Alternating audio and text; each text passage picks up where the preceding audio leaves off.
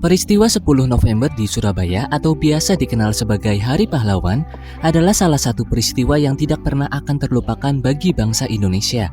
Hari di mana para pahlawan bertempur untuk mempertahankan kemerdekaan Indonesia.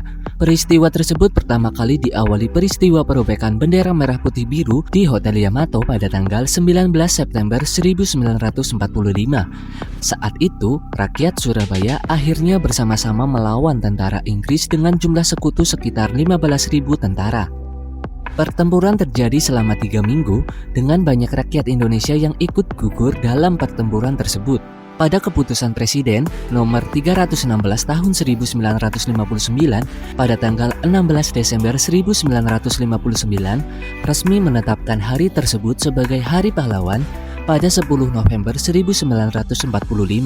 Bagaimana peristiwa sebenarnya pada 10 November itu? Siapakah tokoh Indonesia yang berperan pada peristiwa 10 November? Dan bagaimana kita memaknai Hari Pahlawan? Akan kita bahas di video kali ini. Tapi sebelum itu jangan lupa untuk subscribe dan nyalakan notifikasinya biar kamu gak ketinggalan info-info menarik dari kami.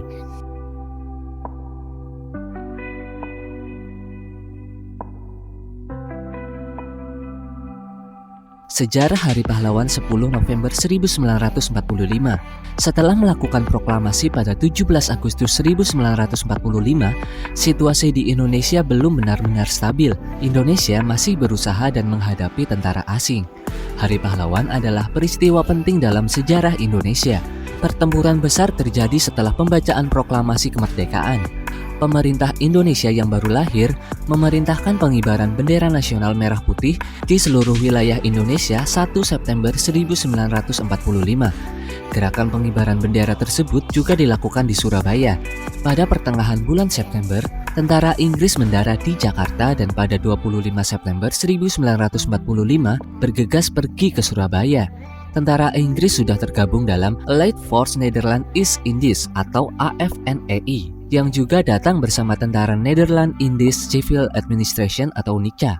Tugasnya adalah untuk berperang melawan tentara Jepang dan memulangkan mereka ke negaranya. Selain itu, membebaskan semua tawanan perang serta mengembalikan Indonesia ke pemerintahan Belanda. Mendengar hal itu, tentu saja memicu kemarahan dari warga Indonesia terutama di Surabaya. Pada saat itu, Belanda dianggap telah menghina kemerdekaan Indonesia dan melecehkan bendera Indonesia. Akhirnya warga Indonesia datang ke Hotel Yamato dan meminta bendera diturunkan.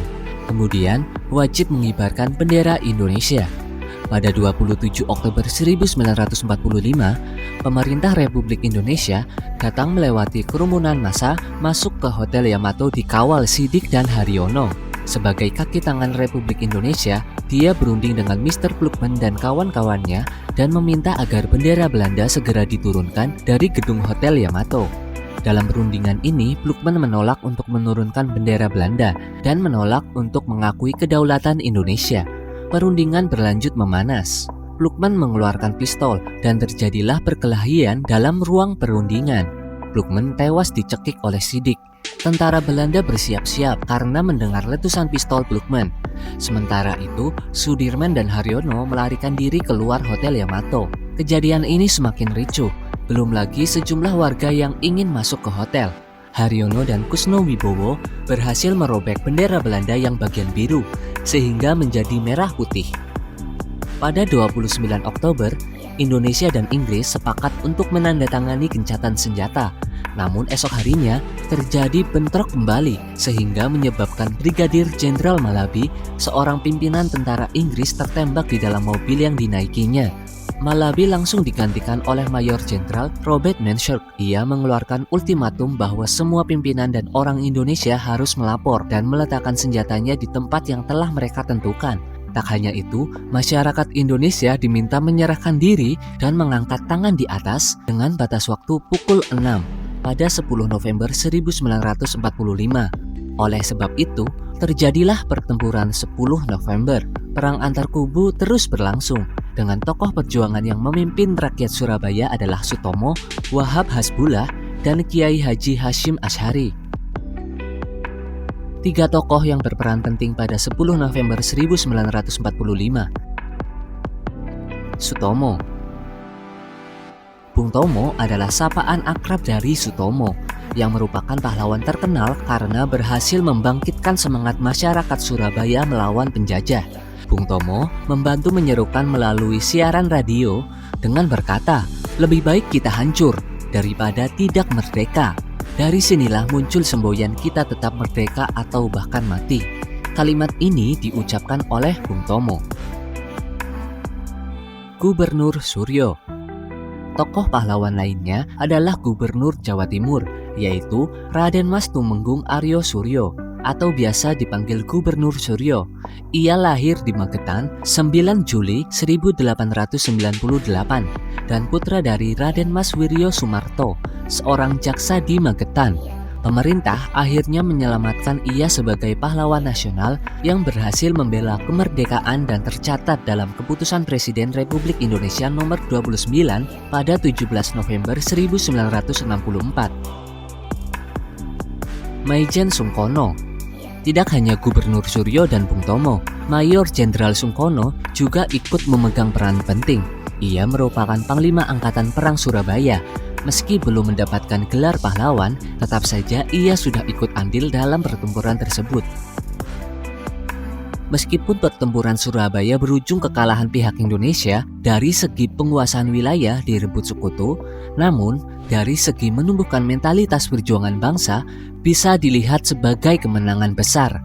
Semangat yang diberikan olehnya sehingga membuat masyarakat Surabaya tidak takut dan berani meskipun persenjataannya kurang. Para pejuang Surabaya, meskipun di bawah tekanan seperti apapun, kemerdekaan harus tetap terjadi di Indonesia. Makna Hari Pahlawan. Haryo Kecik pernah menuliskan terkait gambaran peristiwa Surabaya 10 November 1945. Ia menulis, "Tiap kali kita memperingati dan merayakan Hari Pahlawan, akan membangkitkan semangat kita kembali sama seperti 10 November 1945, di mana rakyat Surabaya melawan tentara Inggris yang ingin menundukkan rakyat. Bahkan pertempuran tersebut sudah terkenal di internasional. Pada pertempuran tersebut, rakyat Surabaya sudah mengorbankan hingga 20.000 penduduk. Tentu saja perjuangan bangsa Indonesia melawan penjajah wajib tercatat dalam sejarah. Jadi tidak heran kalau kita seringkali mendapat kisah perjuangan rakyat Indonesia sebelum atau sesudah kemerdekaan di buku sejarah. Kisah perjuangan tersebut menunjukkan sejarah negara dan bagaimana perjuangan serta rela berkorban untuk negaranya. Oleh sebab itu, mengenalkan Hari Pahlawan sangat penting. Sekarang, cara mempertahankan kemerdekaan adalah dengan belajar yang giat, meraih prestasi, dan tetap menghormati satu sama lain. Pahlawan sudah berjuang keras demi kemerdekaan Indonesia. Kita sekarang harus menjaganya. Sebagai generasi milenial, kita harus siap menghadapi berbagai macam tantangan dan terus mempertahankan warisan dari setiap pahlawan Indonesia. Itu dia tadi sejarah singkat Hari Pahlawan. Jangan lupa untuk subscribe dan nyalakan notifikasinya biar kamu gak ketinggalan info-info menarik dari kami. Sampai jumpa lagi di video selanjutnya. See ya!